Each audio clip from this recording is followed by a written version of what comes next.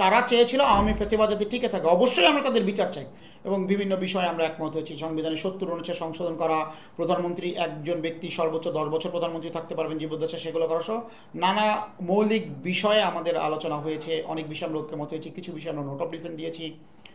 Note of এই সবগুলো আলোচনার অংশ। ঐক্যমত কমিশনে যে আলোচনাগুলো হয়েছে, এতগুলো রাজনৈতিক দল, প্রায় ফ্যাসিবাদ বিরোধী ৩০টা রাজনৈতিক দল, আমরা দীর্ঘদিন প্রায় ৮ মাসের মতো একসাথে আমরা বসেছি, আলোচনা করেছি। ফেব্রুয়ারি ১৫ তারিখ থেকে মানে আনুষ্ঠানিক শুরু হয়েছিল। আগামী অক্টোবরের ১৭ তারিখে আমরা জুলাই সনদ স্বাক্ষর করতে যাচ্ছি। এটা একটা জাতির জন্য ঐতিহাসিক ঘটনা।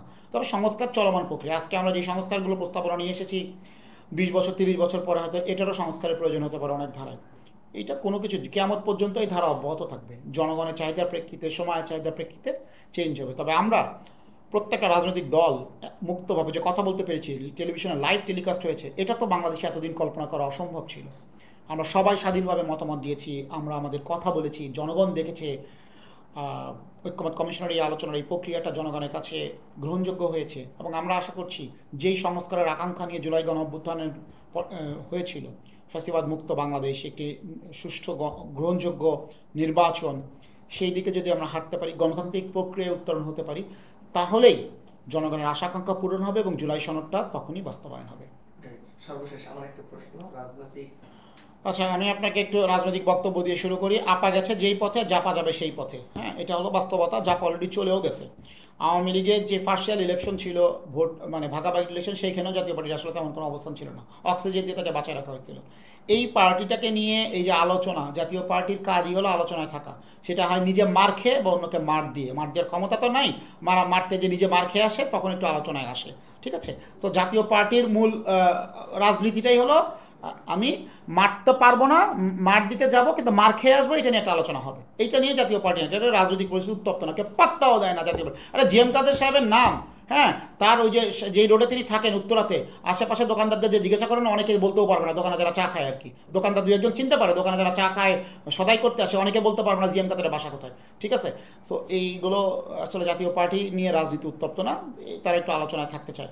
২ নম্বর, যে আপনি বললেন যে জাতীয় পার্টির আমরা বিচার চাইবো কিনা, দেখেন ১৪ দলের বিরুদ্ধে, আওয়ামী লীগ এবং ১৪ দলের বিরুদ্ধে আমরা যে অভিযোগটা দায়ের করেছিলাম, সেটার একটা প্রেক্ষাপট আছে, ব্যাকগ্রাউন্ড আছে। গণভবনে আপনার মনে আছে ১৯ জুলাই আমরা যে কারফিউ জারি হয়, গণভবনে একটা মিটিং ছিল আওয়ামী লীগ এবং ১৪ দলের।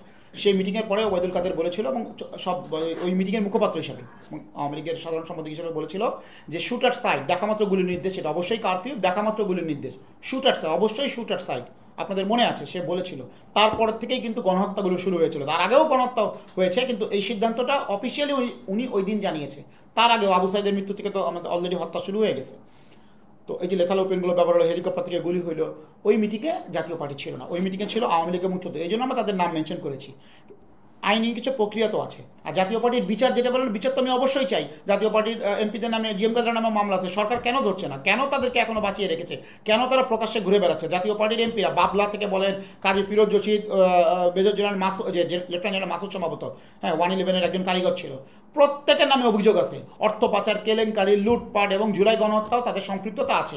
যাত্রাবাড়ি হত্যাকাণ্ডের সাথে বাবলার সম্পৃক্ততা ছিল না? ফিরোজ রশিদ কি চুপ আঙুল চুষছিল নাকি? প্রত্যেকেরই সম্পৃক্ততা রয়েছে, কম আর বেশি। মুজিবুল হক চুন্নু জাতীয় সরকারকে বাতাস দিয়ে গেছে ইচ্ছা মতন। তারা নানা পদে, রুহুল আমিন হাওলাদার সরকারকে বাতাস দিয়ে গেছে। তারা ষড়যন্ত্র করেছে সরকারের, মানে এই জুলাই অভ্যুত্থান সফল না হয়। যে জিএম কাদেরকে আমরা আহ্বান জানিয়েছিলাম জুলাই অভ্যুত্থানের সময় যে আপনি রাস্তায় নেমে আসেন, তিনি বলেছিলেন কি ফোনে, তিনি বলেছিলেন যে চুপচাপ বাসায় বসে ঘুমায় থাকো। হ্যাঁ, তারা চেয়েছিল আওয়ামী ফ্যাসিবাদ যাতে টিকে থাকে, অবশ্যই আমরা তাদের বিচার চাই। কিন্তু বিচারটা প্রক্রিয়া, যেই মামলাগুলো অলরেডি আছে, মামলা তো অলরেডি আছে, আমরা তো তাদের গ্রেফতার চাই, তাদের অ্যারেস্ট চাই, তারা যেন আইনের আওতায় আসে, এটা করতে হবে। এইটা তারা সংগঠন যারা মানে দোষী, তাদের বিরুদ্ধে অবশ্যই দেশের প্রচলিত আইনে বিচার হোক, এইটা আমরা অবশ্যই চাই। দেখেন, পুরো আওয়ামী ফ্যাসিবাদী সারা বাংলাদেশের টেকনাফ থেকে তেঁতুলিয়ায় ভয় এবং সন্ত্রাসের রাজত্ব কায়েম করেছিল, যার ভিতরে অন্যতম ছিল আমার নির্বাচনী এলাকা রাজবাড়ী ২ এবং জিল্লুল হাকিমি। তো আসলে দ্বৈত নাগরিক অনেকেই বলেন, এবং ওনার ওই যে জাপানের তো রেসিডেন্ট পারমিট আছেন, তাদের তো ঠিকানা বাংলাদেশ না।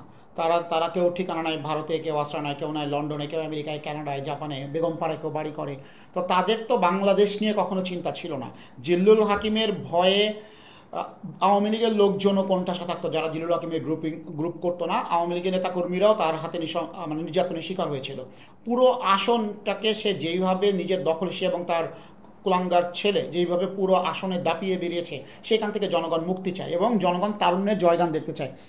কোনো চাঁদাবাজকে রাজবাড়ী 2-এর পরবর্তী এমপি হিসাবে কেউ দেখতে চায় না। যাদের বিরুদ্ধে চাঁদাবাজির অভিযোগ রয়েছে, যাদের বিরুদ্ধে এলাকায় ত্রাস এবং রাজত্ব সৃষ্টির অভিযোগ রয়েছে, যারা জনগণের সাথে নিজে সম্পৃক্ত না হয়ে পেশিশক্তি বলেই রাজনীতি করতে চায়, এমন মানুষের শাসন থেকে বা এমন মানুষকে কেউ জনপ্রতিনিধি হিসাবে রাজবাড়ী 2 আসনে জনগণ দেখতে চায় না। বিধায় তারুণ্যের একজন প্রতিনিধি হিসাবে, নতুন প্রজন্মের রাজনীতিবিদ হিসাবে বা একজন রাজনৈতিক কর্মী নিজেকে আমি মনে করি, নতুন প্রজন্মের রাজনৈতিক কর্মী হিসাবে সাধারণ মানুষ, বালিয়াকান্দি পাংশা কালুখালীর সাধারণ মানুষ আমাকে গ্রহণ করেছেন, সাদরে গ্রহণ করেছেন। এবং যেহেতু আমরা বিএনপির সাথে একসাথে জোট করছি, তারা বিশ্বাস করে জোট হিসাবে, জোটের শরিক দল হিসেবে এনডিএফকে বিএনপি রাজবাড়ী 2 আসন ছেড়ে দেবে।